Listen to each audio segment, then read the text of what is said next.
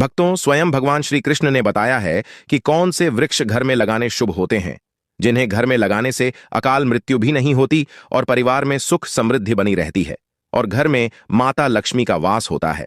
भक्तों, आपको बता दें कि जो अमीर लोग होते हैं इन्हीं पौधों को अपने घर में लगाते हैं, तो आप भी इन पौधों को अपने घर में जरूर लगाएं। भक्तों, एक समय की बात है, एक बार देवी रुक्मिणी भगवान श्री कृष्ण से कहती हैं, हे प्रभु, कृपया आप मुझे यह बताइए कि मनुष्य को किन किन वृक्षों का रोपण करना चाहिए, कौन से वृक्ष भवन के सामने लगाने चाहिए जिससे दरिद्रता दूर हो, और शत्रु रोग भय भूत पिशाच आदि संकटों से बचने के लिए कौन से वृक्ष भवन की सामने लगाने चाहिए। भगवान श्री कृष्ण मुस्कुराते हुए कहते हैं, हे देवी रुक्मिणी, तुमने आज समस्त मानव जाति के कल्याण के उद्देश्य से अत्यंत महत्वपूर्ण प्रश्न किया। इस संसार में वृक्षों का बहुत बड़ा योगदान है, वृक्ष सदा ही पूजनीय है, किंतु आज तुमने उचित ही प्रश्न किया है कि सामने कुछ खास वृक्षों को लगाना बहुत ही शुभ फल प्रदान करता है।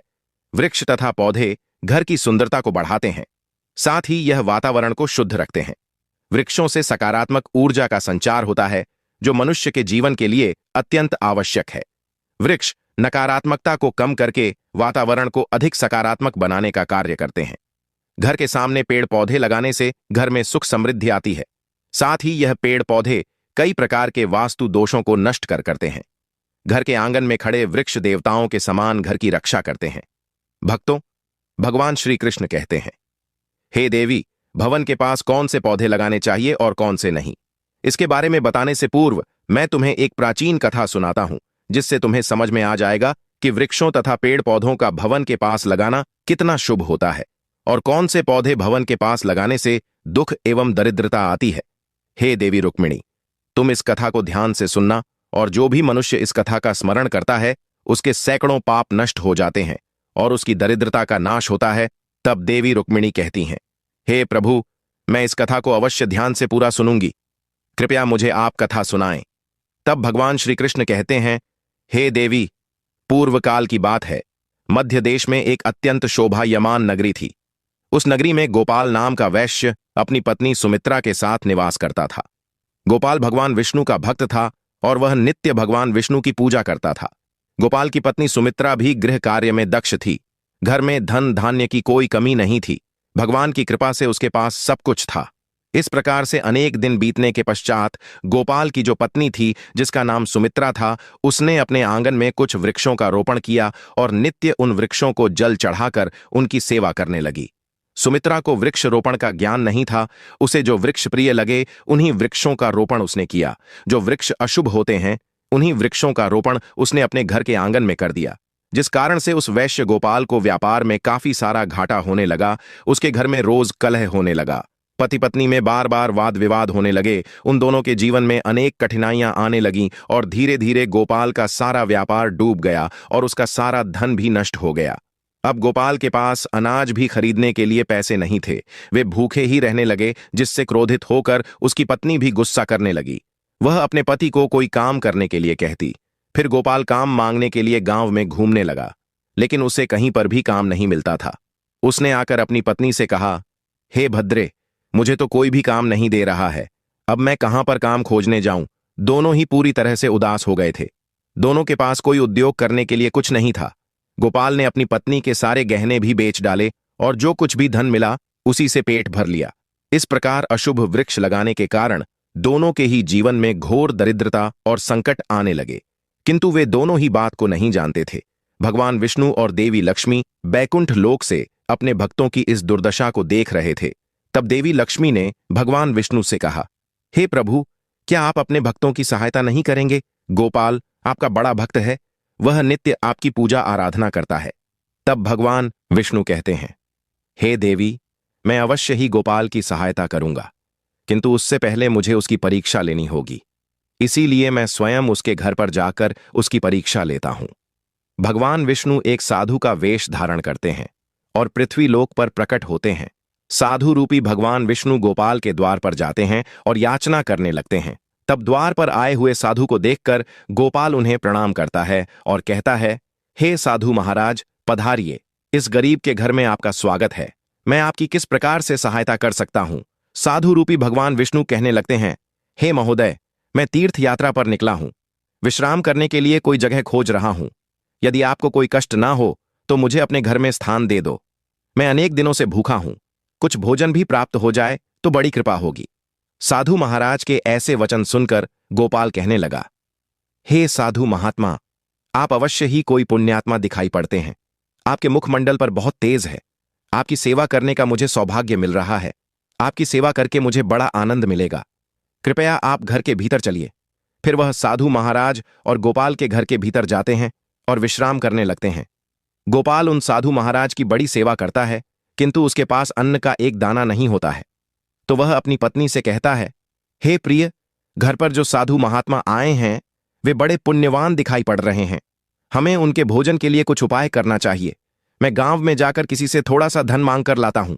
इतना कहकर वह गोपाल गांव में एक सेठ के घर पर जाता है और उस सेठ से थोड़ा सा धन देने की विनती करता है, किंतु वह सेठ उस गोपाल वैश्य को धन देने से इनकार करता है और कहता है, तुम्हारे पास तो फूटी कौड़ी नहीं है, तुम मेरा धन कैसे वापस करोगे? तब गोपाल कहता है, हे सेठ, कृपा करके आप मुझे थोड़ा सा धन दे दीजिए, मैं जल्दी ही आपको लौटा दूंगा। यदि मैं धन नहीं लौटा पाया तो आप मेरा घर ले लीजिएगा। गोपाल की बात सुनकर सेठ को उस पर थोड़ी दया आती है और वह उसे धन देते हुए कहता है, हे वैश्य, यदि तुमने धन नहीं लौटाया तो तुम स्वयं ही मुझे अपना घर सौंप देना। तब वह वैश्य गोपाल कहता है, हे सेठ, मैं वचन देता हूं कि यदि मैंने धन नहीं लौटाया तो मैं आपको मेरा घर सौंप दूंगा। गोपाल उस सेठ से धन लेकर बाजार से दूध, चावल, सब्जी, आटा, शक्कर आदि खरीद लेता है और लौटकर अपने घर आ जाता है। फिर वह अपनी पत्नी से कहता है, हे प्रिय, तुम उन साधु महात्मा के लिए भोजन बनाओ। फिर गोपाल की पत्नी सुमित्रा भोजन बनाती है और उन साधु महात्मा को भोजन परोस देती है। इस प्रकार गोपाल की भक्ति और निष्ठा को देखकर वे साधु महाराज बहुत प्रसन्न हो जाते हैं। भोजन हो जाने के पश्चात वे जाते जाते गोपाल से कहते हैं, हे वैश्य, मैं तुम्हारी भक्ति और आदर सम्मान से अत्यंत प्रसन्न हूं। तुम्हारी जो भी कामना है मुझे बताओ, मैं अवश्य पूरी करूंगा। तब गोपाल कहता है, हे महात्मा, आपका आशीर्वाद ही हमारे लिए सब कुछ है, किंतु मैं आपसे यह जानना चाहता हूं कि किस पाप के कारण मुझे दरिद्रता का दुख भोगना पड़ रहा है। हमने तो भगवान विष्णु की भक्ति की है, फिर हमारे जीवन में दरिद्रता क्यों आई है? इसका क्या कारण है और इस दरिद्रता को दूर करने के लिए मुझे क्या क्या उपाय करना चाहिए? तब वह साधु महात्मा कहते हैं, हे वैश्य, मैं जब तुम्हारे द्वार पर आ गया था तभी मुझे यह तय हो गया था कि तुम्हारे जीवन में घोर दरिद्रता और संकट आए हुए हैं, क्योंकि तुम्हारे भवन के सामने जो वृक्ष है वही तुम्हारी दरिद्रता का कारण है। इसीलिए तुम इन वृक्षों को हटाकर उनके स्थान पर शुभ पौधों का रोपण करो। तुम्हारी पत्नी ने तुम्हारे भवन के सामने जिन वृक्षों का रोपण किया है वे अशुभ वृक्ष हैं, उन्हीं के कारण तुम्हारी ऐसी दुर्दशा हुई है। तब गोपाल कहता है, हे महात्मा, कृपा करके मुझे बताइए कि घर के सामने कौन से वृक्ष लगाने चाहिए जिससे घर में सुख समृद्धि हो और कौन से वृक्ष नहीं लगाने चाहिए। कृपा करके आप मुझे विस्तार से समझाइए, मैं आपका बड़ा आभारी रहूंगा। फिर वह साधु महात्मा कहते हैं, हे वैश्य, ठीक है, अब मैं तुम्हें उन शुभ वृक्षों के विषय में बताता हूं जिन्हें घर के पास लगाने से शुभ फलों की प्राप्ति होती है। इसीलिए तुम ध्यानपूर्वक सुनो। हे वैश्य गोपाल, किसी जलाशय के समीप पीपल का वृक्ष लगाओ। पीपल का वृक्ष लगाने से जो फल मिलता है वह सैकड़ों यज्ञ के समान होता है। जब पीपल के पत्ते उस जलाशय में गिरते हैं तो वे पिंड के समान होकर पितरों को तृप्त करते हैं। इससे सभी प्रकार के पितृदोष समाप्त हो जाते हैं। जो मनुष्य नित्य स्नान करके पीपल को स्पर्श करता है वह सभी पापों से मुक्त होता है और कभी पराजित नहीं होता है। पीपल को स्पर्श करने से लक्ष्मी की प्राप्ति होती है और उसकी प्रदक्षिणा करने से आयु में वृद्धि होती है। पीपल की जड़ में श्री विष्णु, तने में शिव जी और अग्रभाग में ब्रह्मा जी स्थित रहते हैं। अमावस्या के दिन पीपल को प्रणाम करने से जो फल मिलता है वह 1000 गाय के दान के बराबर होता है। इस संसार में पीपल के समान कोई वृक्ष नहीं है। साक्षात श्री हरि इस वृक्ष के रूप में पृथ्वी पर विराजमान है। पीपल के वृक्ष को चोट पहुंचाना अथवा उसकी टहनी तोड़ना महापाप माना गया है। ऐसा मनुष्य नरक में रहता है और जो पीपल को जड़ से काटता है उसका कभी नरक से उद्धार नहीं होता है। हे वैश्य, अब मैं तुम्हें दूसरे वृक्ष के बारे में बताता हूं। आंवले का फल समस्त लोकों में प्रसिद्ध और परम पवित्र है। आंवले को लगाने से स्त्री और पुरुष जन्म मृत्यु के बंधन से मुक्त हो जाते हैं।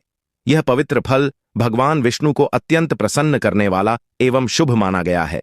इसको खाने से सभी पापों से मुक्ति मिलती है। आंवला खाने से आयु बढ़ती है। उसका जल पीने से रोगों का नाश होता है और आंवले को जल में मिलाकर स्नान करने से दरिद्रता दूर हो जाती है। तथा सभी प्रकार के ऐश्वर्य प्राप्त होते हैं।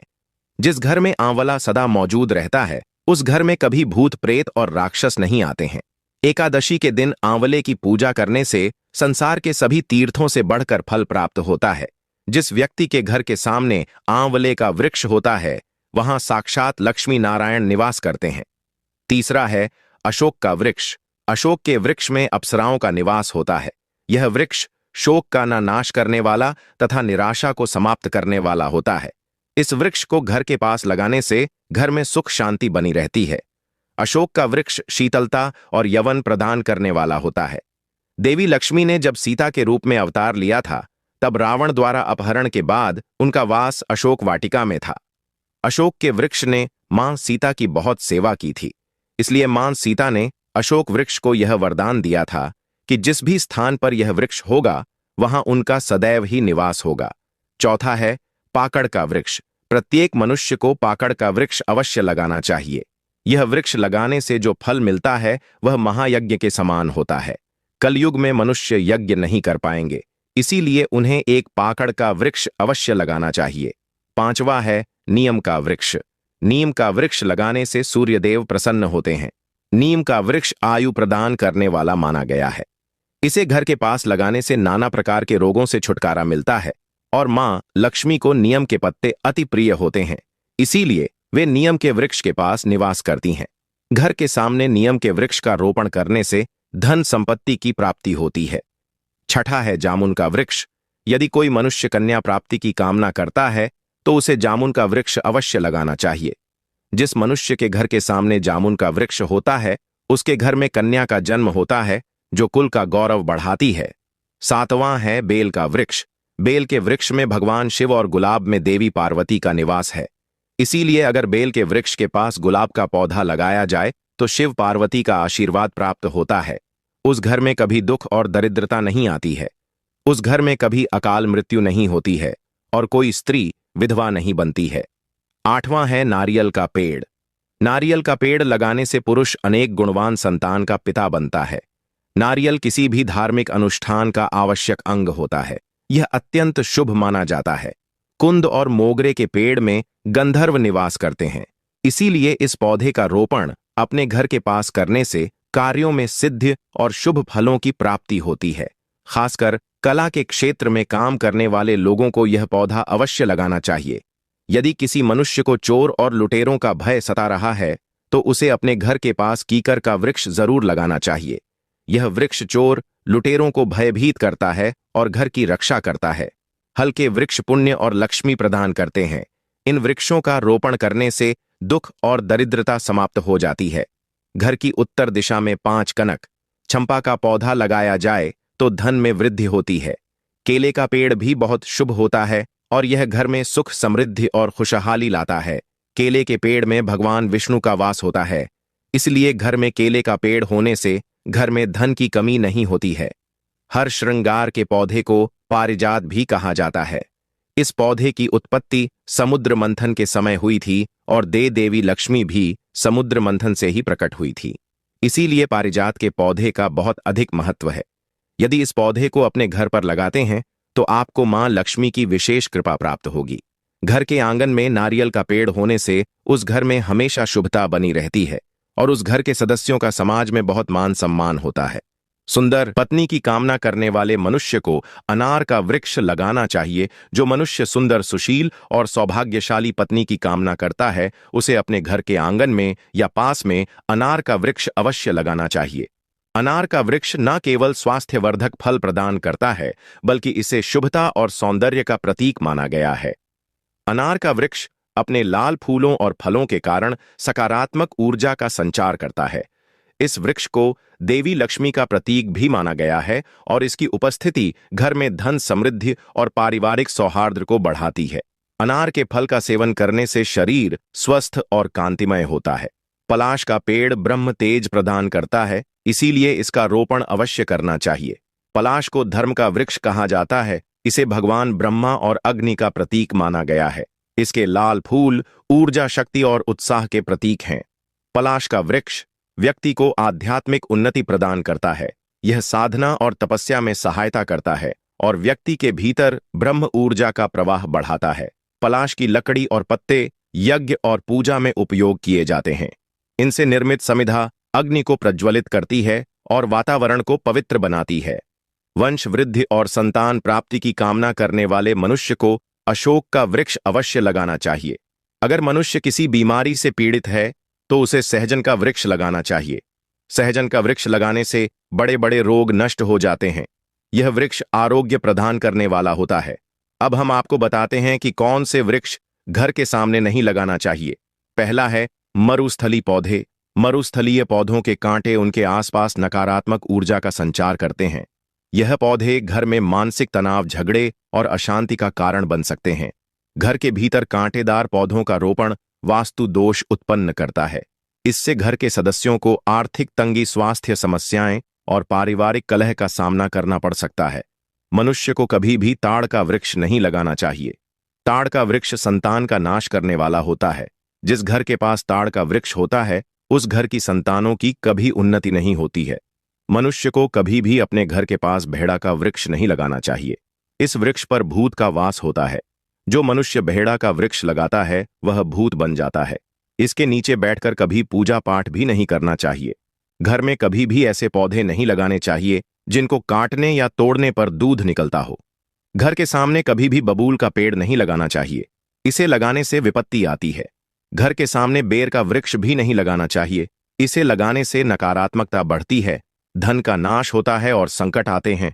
घर के अत्यंत समीप आम का वृक्ष भी नहीं लगाना चाहिए। इस वृक्ष की छाया घर पर पड़ना अशुभ फल प्रदान करता है, अतः इस वृक्ष को घर से दूर लगाना चाहिए। किसी भी मनुष्य को अपने घर के सामने पपीते का वृक्ष नहीं लगाना चाहिए। इस वृक्ष को लगाने से धन का नाश होता है और दरिद्रता आती है। अगर पीपल का वृक्ष भवन की पूर्व दिशा में हो तो घर में निर्धनता व्यय प्राप्त हो सकती है। वट वृक्ष घर की पश्चिम दिशा में हो तो घर में शोक का वातावरण रहता है। दक्षिण दिशा में तुलसी का पौधा हो तो संतान को पीड़ा सहन करनी पड़ती है। किसी भी मृत वृक्ष की छाया घर पर पड़ती है तो यह मृत्यु सूचक होती है। मृत वृक्ष को तुरंत उखाड़ देना चाहिए। मरुस्थलीय पौधे कठोर और सूखे वातावरण में पनपते हैं। इन पौधों में कांटे और मोटे तने होते हैं जो नमी और जल को संचित करने के लिए अनुकूल होते हैं, लेकिन इनकी प्रकृति घर के भीतर या आंगन में शुभ नहीं मानी जाती। साधु महाराज उस गोपाल वैश्य से कहते हैं, हे वैश्य गोपाल, मैंने तुम्हें इन सभी शुभ और अशुभ वृक्षों के विषय में बता दिया है, इसीलिए तुम इन वृक्षों का रोपण करो और भगवान की कृपा प्राप्त करो। गोपाल कहता है, हे महात्मा, आपने आज मुझे उत्तम ज्ञान दिया है, मैं आपका धन्यवाद करता हूं। फिर साधु रूपी भगवान विष्णु गोपाल को आशीर्वाद देकर उस स्थान से अंतर्ध्यान हो जाते हैं। साधु महात्मा को अचानक अदृश्य हुआ देखकर गोपाल और उनकी पत्नी को आश्चर्य होता है। फिर उन्हें समझ में आ जाता है कि साक्षात भगवान विष्णु ही उनके घर पर आए थे। फिर गोपाल उन साधु महात्मा के कहे अनुसार अपने घर के सामने अनेक शुभ वृक्षों का रोपण करता है, जिससे अचानक ही उसे बहुत सारा धन प्राप्त होता है और उसकी दरिद्रता दूर हो जाती है। गोपाल और उसकी पत्नी भगवान विष्णु का धन्यवाद करने लगते हैं। भगवान श्री कृष्ण कहते हैं, हे देवी रुक्मिणी, इस प्रकार से मैंने तुम्हें शुभ और अशुभ दोनों प्रकार के वृक्षों के बारे में बताया है। अब तुम भी जाकर अपने भवन के पास इन वृक्षों का रोपण करो। भक्तों, इस प्रकार से भगवान श्री कृष्ण ने भवन के पास लगाए जाने वाले शुभ और अशुभ वृक्षों के बारे में बताया है। तो भक्तों, उम्मीद है आपको यह जानकारी अवश्य पसंद आई होगी। जानकारी अच्छी लगी तो वीडियो को लाइक जरूर करें और हमारे चैनल डिवाइन वास्तु ज्ञान को सब्सक्राइब करके बेल आइकॉन को भी क्लिक कर लें और कमेंट में जय श्री कृष्ण जरूर लिखें। धन्यवाद।